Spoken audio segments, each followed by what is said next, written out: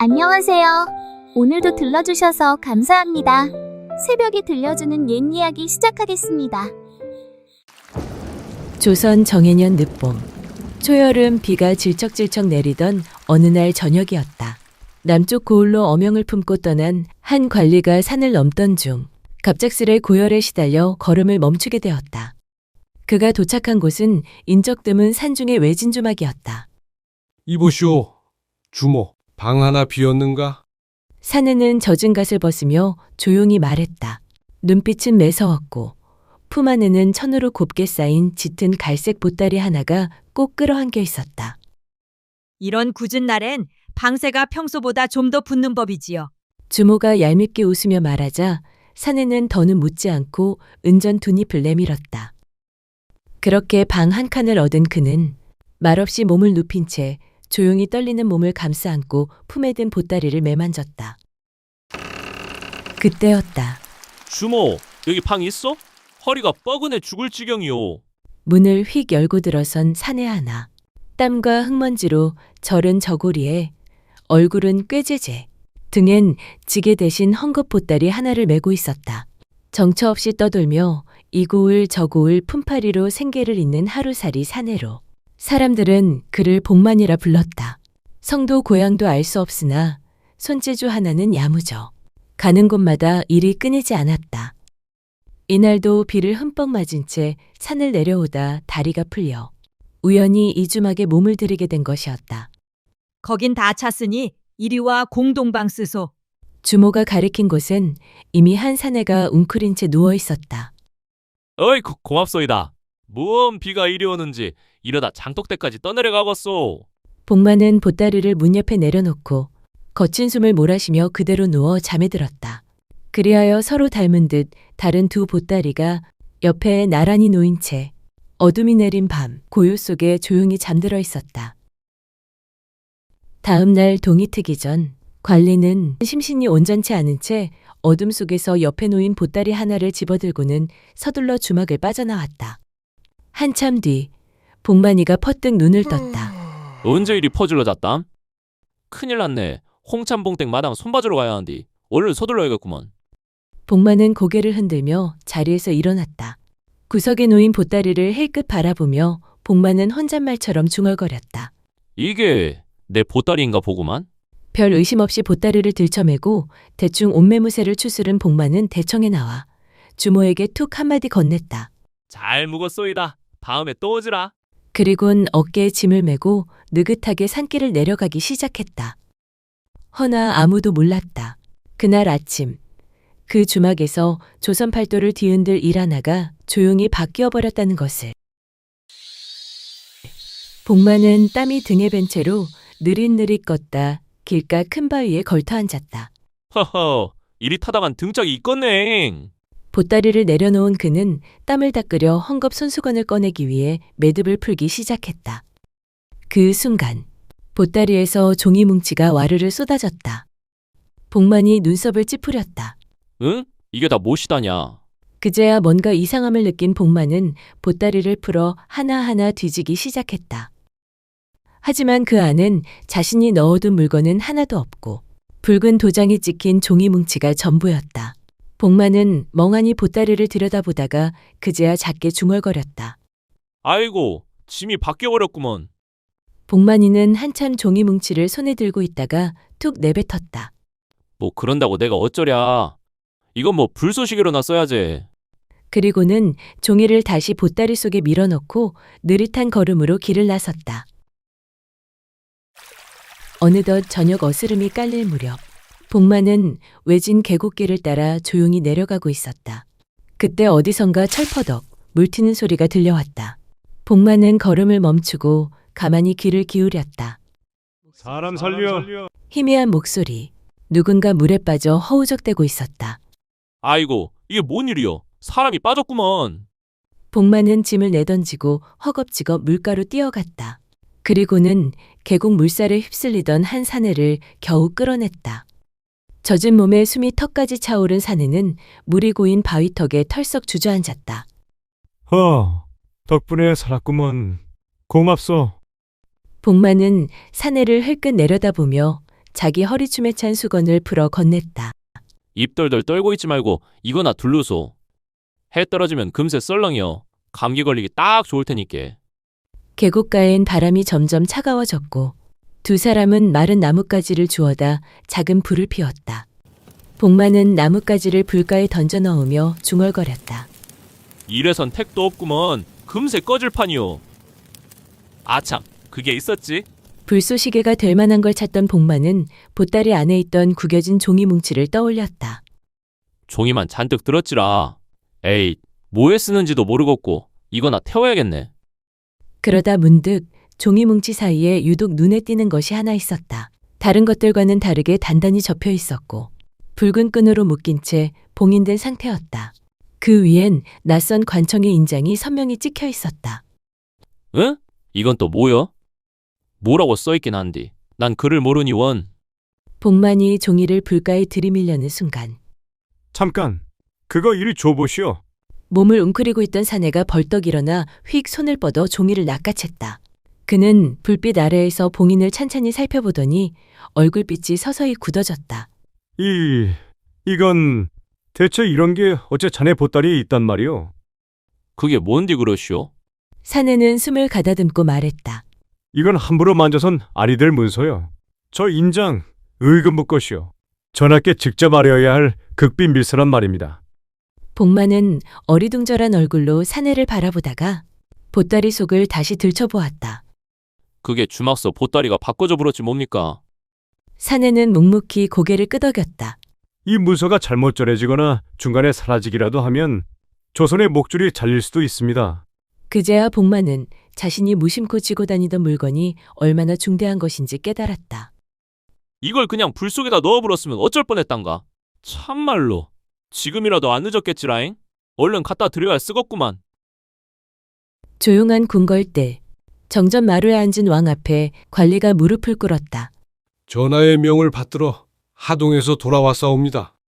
관리는 공손히 허리를 숙이고 자신의 앞에 보따리를 조심스레 내려놓았다. 왕은 눈을 가늘게 뜨고 손을 가볍게 들어올렸다. 보내온 문서 어서 열어보라. 관리는 경건한 손길로 보따리 매듭을 풀었다. 모두 숨을 죽였다. 그런데 보자기 안에서 쏟아져 나온 건 말린 북어 한 토막, 헤어진 저고리, 찢어진 집신 한 짝, 그리고 때 묻은 헝겊 몇 장이 전부였다. 그제야 놀란 관리의 손이 멈췄다. 왕이 천천히 몸을 숙이며 눈을 가늘게 떴다. 이것이 과인이 기다리던 어찰이란 말이더냐? 내관이 한 발 앞으로 다가오며 속삭였다. 전하, 이건 어찰이 아닌 듯 싶사옵니다.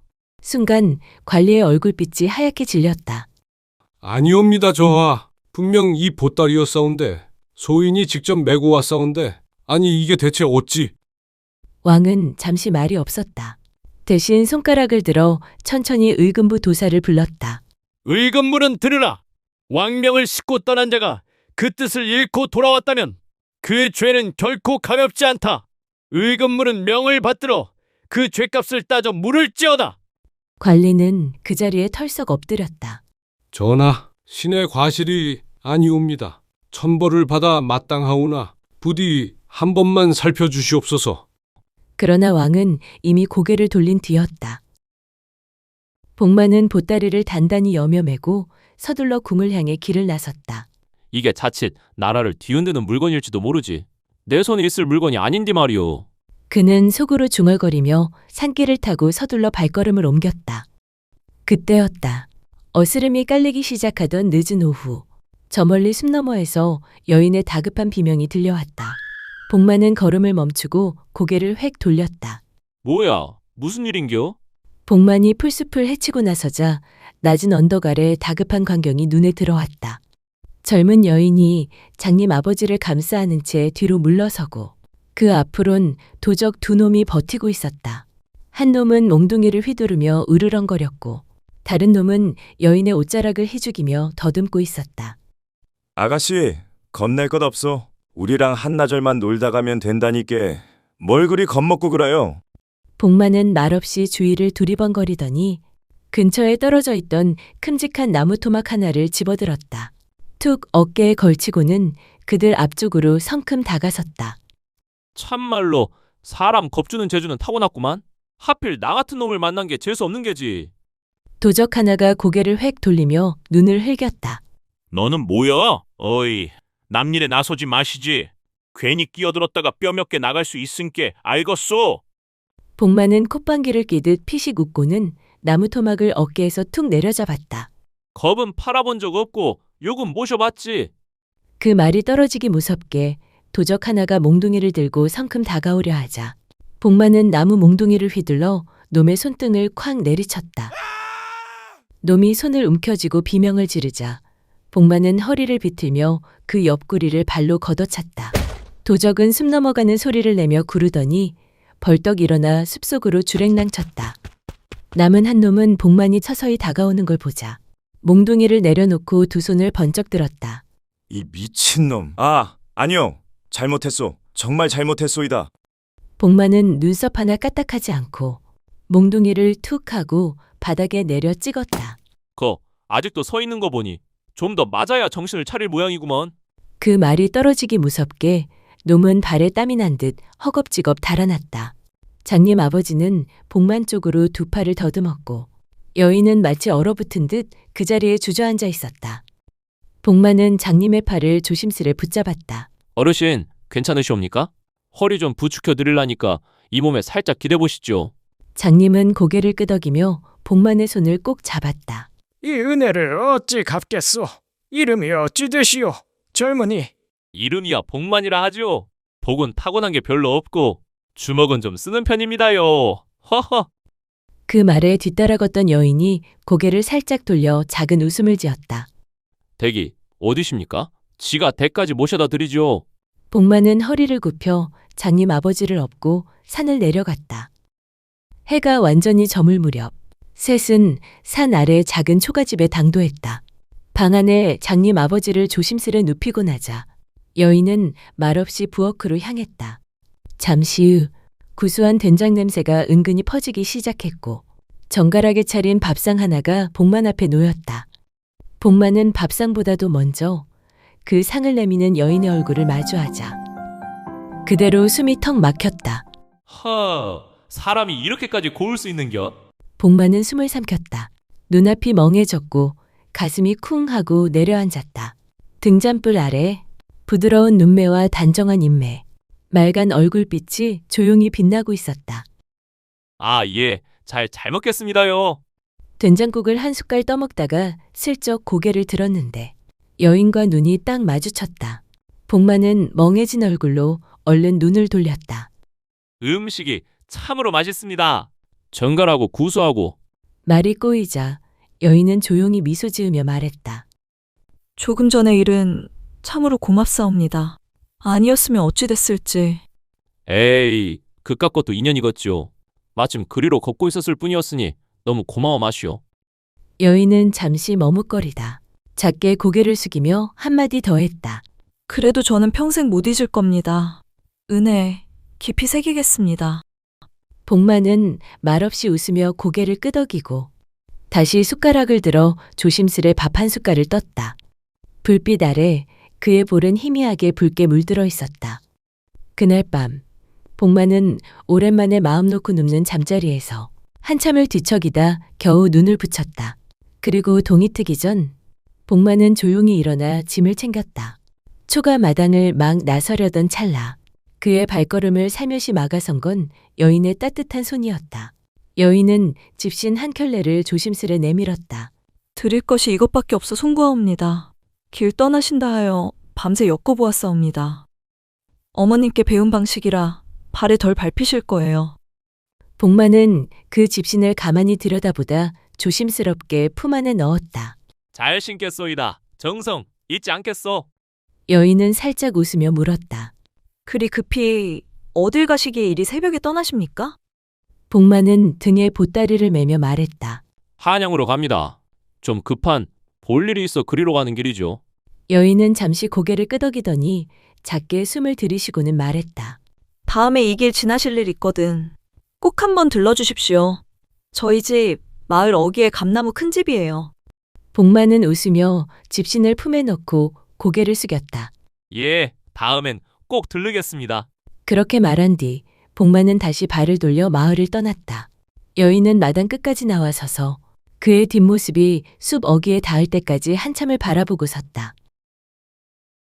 며칠 뒤 복만은 날이 저물어 작은 마을의 주막에 들러 하룻밤 묵게 되었다. 주막 마당에서 아이들이 장난을 치다 말고 복만에게 다가왔다. 아재, 이거 봐봐요. 나무로 말 만들었어요. 복만은 머리를 극적이며 웃었다. 허허, 장하네. 저녁은 묵었디야? 아이는 고개를 끄덕였다. 그렇게 복만은 주모가 내어준 저녁을 든든히 먹고 벽에 기대어 잠시 눈을 붙였다. 한밤중 갑작스러운 고함이 마당을 뒤흔들었다. 불이야! 불이 났다! 복만은 벌떡 일어나 문을 열었다. 주막 뒤편에서 불꽃이 솟구치고 초가들이 연달아 불길에 휩싸이기 시작했다. 아이고, 어떡하면 좋아. 우리 애가 아직 안 나왔다고요. 어미의 통곡이 마을을 가르자 복만은 물러섬 없이 발을 굴렀다. 물바가지를 머리에 덮어쓴 채 이내 불길 속으로 몸을 던졌다. 안은 연기로 자욱했고 열기는 목덜미까지 훅 끌어올랐다. 거기 누구 없소? 희미한 울음소리. 복만은 몸을 낮춰 더듬더듬 방안을 뒤졌고 웅크린 아이를 찾아 품에 안았다. 아가, 걱정 마라. 아저씨가 데려갈 텐께. 복만은 아이들을 품에 안고 거센 불길을 뚫고 밖으로 뛰쳐나왔다. 몸 여기저기엔 그 흐름이 잔뜩 묻었고 저고리는 불에 그슬려 여러 군데가 해져 있었다. 마당 한가운데 아이들을 조심스레 내려놓은 복만은 잠시 숨을 고르더니 이내 불타는 주막 쪽으로 고개를 돌렸다. 아, 맞다. 내 보따리. 아이고, 이거 큰일 났구먼. 불길이 치솟는 주막 안, 방 한쪽에 복만의 보따리가 남겨져 있었다. 그는 주저없이 다시 불 속으로 뛰어들었다. 이보소 총각, 거긴 불바다요. 안 돼, 거기 들어가면. 주위 사람들의 만류에도 복만은 아무 말 없이 달려들었다. 타는 연기 속 그 눈엔 오직 보따리만이 보였다. 이건 무슨 일이 있어도 꼭 지켜야 하는 것이요. 그렇게 보따리를 간신히 끌어안고 나왔을 땐 겉옷은 반쯤 타버려 너덜너덜했고 머리카락도 군데군데 타들어가 있었다. 하지만 다행히도 방 안까지 불길이 번지진 않았기에 복만의 보따리는 멀쩡했다. 누더기 속 깊숙이 감싸두었던 밀서 또한 불 한 점 입지 않은 채 고스란히 남아 있었다. 그제야 복만은 자기 발을 내려다보았다. 집시는 이미 불에 타 사라졌고 맨발엔 뜨거운 잿가루가 잔뜩 묻어 있었다. 복만은 조심스레 보따리를 헤집더니 고이 접어넣었던 그 여인의 집신 한 켤레를 꺼냈다. 그리고는 불길 속에서도 살아남은 그 집신을 조심스레 꺼내어 발에 신었다. 허허, 이 집신 아니었음 맨발로 한양까지 기어갈 뻔했구먼. 며칠을 걷고 또 걸어 복만은 마침내 한양 도성 앞에 당도했다. 온몸은 재와 먼지로 얼룩졌고 머리카락은 불에 그을려 너덜너덜. 한쪽 어깨엔 누더기 보따리 하나, 발엔 거칠게 삼은 집신 한 켤레를 신고 있었다. 성문을 지키던 장졸이 복만을 아래 위로 훑어보더니 손사래를 쳤다. 이보시오. 여긴 함부로 드나드는 곳이 아니니 어서 돌아가시오. 복만은 그 말이 끝나기 무섭게 보따리 속 깊숙이 감춰뒀던 밀서를 꺼냈다. 외피엔 의금부의 봉인이 여전히 붙어 있었다. 이거 그 관리 양반이 전하께 드리라 하신 문서요. 장졸의 눈이 번쩍 뜨였다. 그는 곧장 동료와 눈을 맞춘 뒤 복만을 향해 말했다. 따라오시죠. 당장 승정원으로 드리겠습니다. 잠시 후 복만은 조심스레 대전 계단 아래에 무릎을 꿇었다. 승정원 관리가 임금께 아뢰었다.